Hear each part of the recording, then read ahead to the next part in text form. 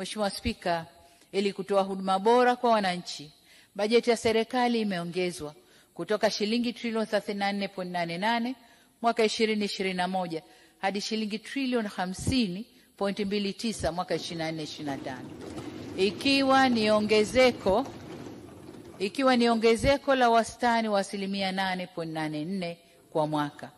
Nalishukuru sana bunge hili kwa kupitisha bajeti hizo.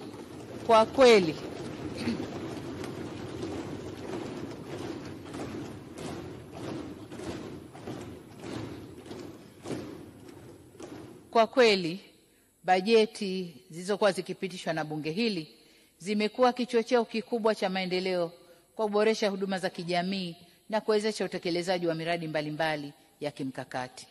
Mheshimiwa Spika, hadi kufikia Mei 2025, deni la serikali lilifikia shilingi trilioni 107.7.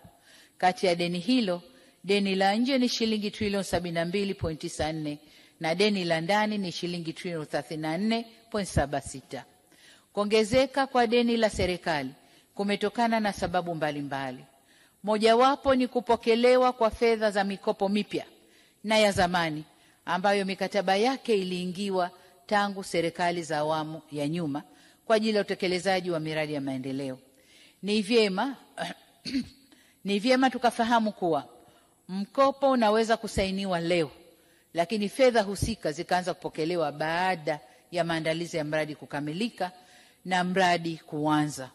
Hivyo ili liwe deni au mkopo huo uingie kwenye deni la serikali, ni lazima serikali iwe imepokea fedha hizo, huduma au vifaa tulivyokubaliana.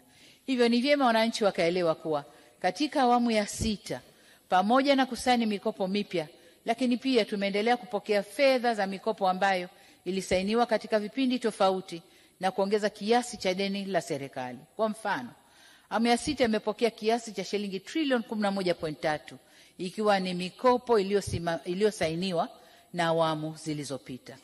Sababu nyingine ongezeko la deni la nje ni kuimarika kwa dola ya Marekani dhidi ya shilingi ya Tanzania. Kwa mfano, mwezi Machi 2021, kiwango cha kubadilisha shilingi ya Tanzania dhidi ya dola za Marekani kilikuwa shilingi 2298.5, wakati mwezi Machi mwaka huu 25 kiwango hicho kilikuwa 2650. Hivyo endapo deni la serikali litatajwa kwa shilingi za Tanzania, ni lazima lionekane limeongezeka. Mathalan, kwa sasa deni limeongezeka kwa zaidi ya shilingi trilioni 3.9 kutokana na exchange rate. Hatua hii ya kushuka kwa thamani kwa shilingi dhidi ya dola ya Marekani isichukuliwe kama ni hatua hasi, bali ilikuwa ni hatua muhimu ya kukabiliana na mtikisiko wa uchumi wa dunia.